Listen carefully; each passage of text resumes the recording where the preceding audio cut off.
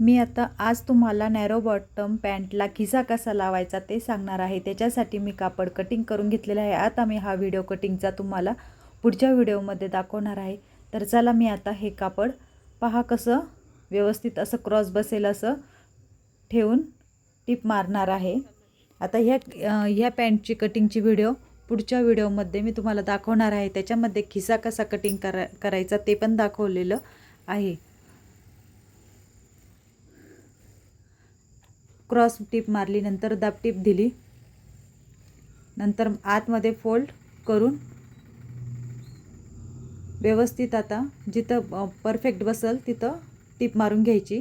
तर आता मी आतल्या बाजूनी कापड फोल्ड करून परफेक्ट टिप देणार आहे अर्धा इंचावर।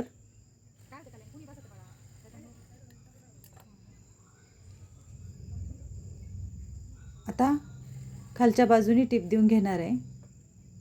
आता वरच्या साईडनी पण मी सरळ पकडून उलट्या साईडनी टिप देणार आहे। आतील बाजू बाहेर काढून सरळ पकडलं आणि आता तिथे टिप देणार आहे। पहा खिसा तयार झालेला आहे। ज्यांना खिसा लावता येत नसेल त्यांनी हा व्हिडिओ नक्की पहा।